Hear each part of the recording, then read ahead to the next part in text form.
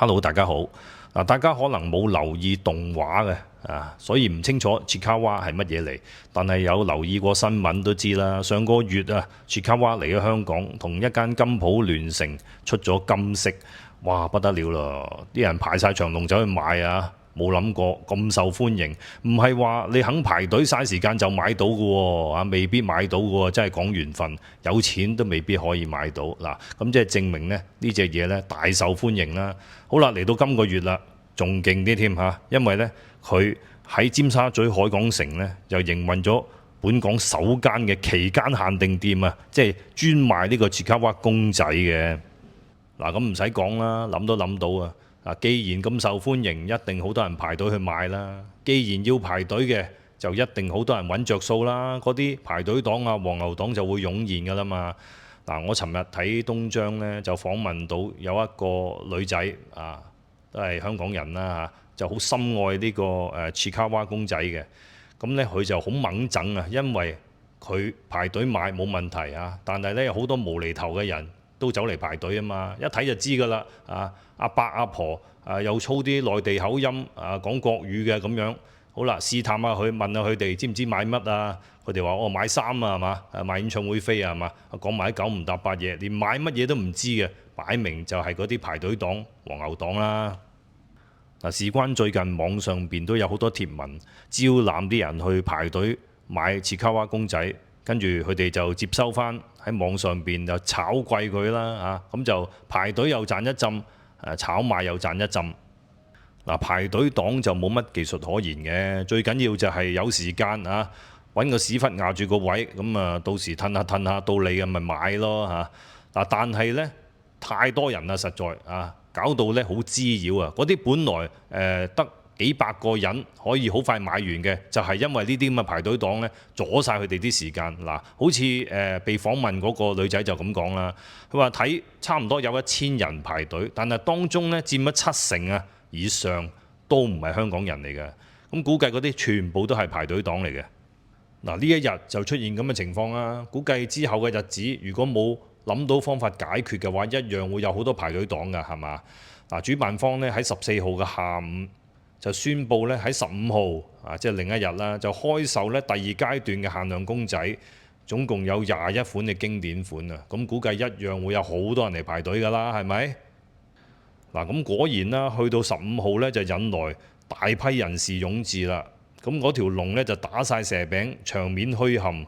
不過鑑於咧之前嗰日咧發生咗串連嘅排隊黨、黃牛黨粉絲官方爭執嘅事件呢。咁主辦方咧喺今日就諗到個對策啦，就係咧要所有排隊嘅人士必須咧答問題先至可以入店嘅。咁問乜嘢問題呢？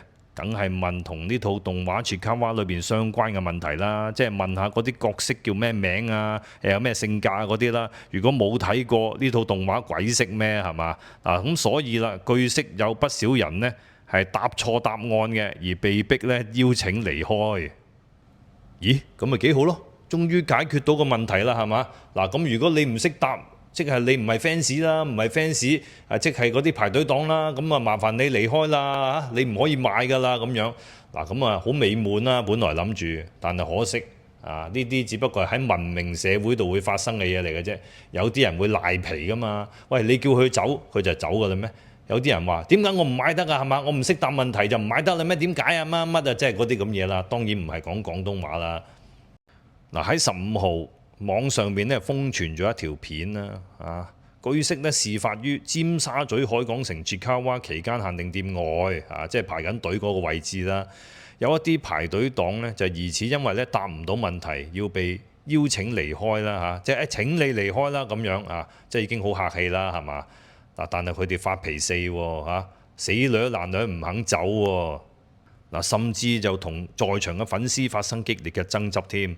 片中見到一名頭戴菇住帽嘅大媽呢，喺限定店門外質問職員喂，點解今日咁嘅安排㗎？尋日我嚟排隊都唔使答問題㗎，點解今日要答問題先入得到去㗎？係嘛？快啲解釋疏咁樣。其實職員呢已經好詳盡咁解釋咗俾呢個大媽聽㗎啦，只不過係佢唔肯接受現實啫死女爛女啫。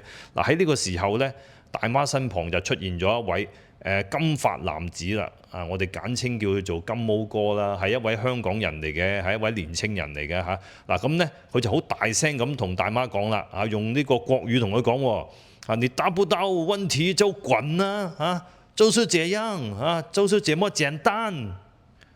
我相信呢一個金毛哥係香港人嚟嘅，應該平時都係操開廣東話嘅。只不過為咗要令到呢個大媽清楚明白呢，都特登同佢用國語溝通啊。之後呢，繼續講啦，你連這個東西是什麼都不懂啊，你買什麼？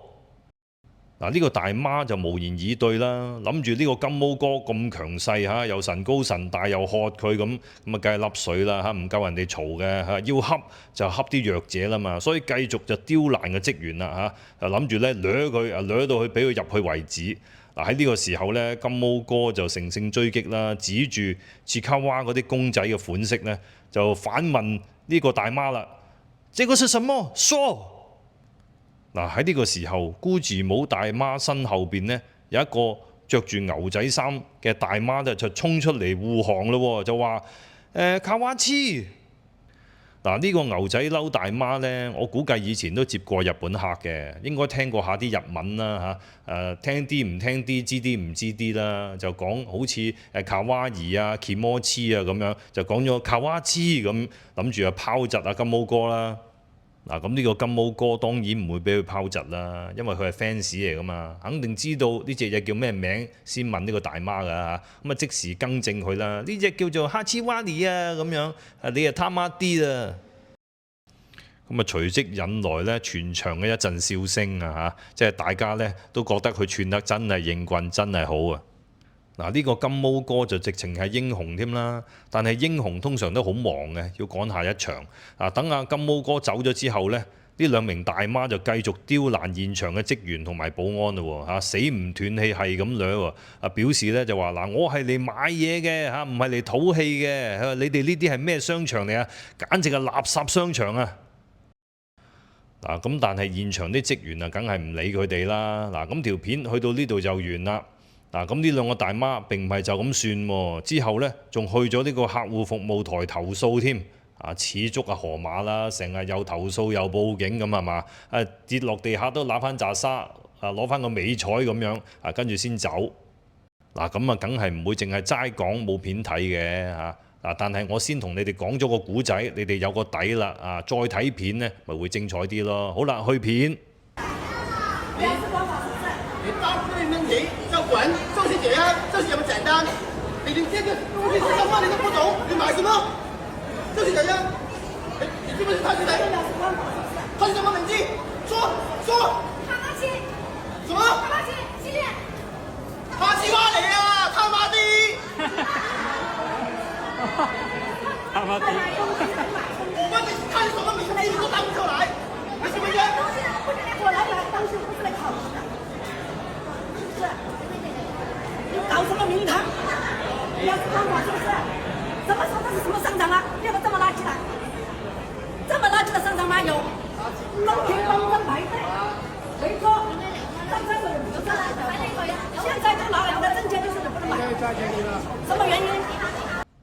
相關影片瘋傳咗之後呢，有不少網民都留言恥笑大媽啦，話卡哇黐應該係新朋友嚟喎，未聽過喎。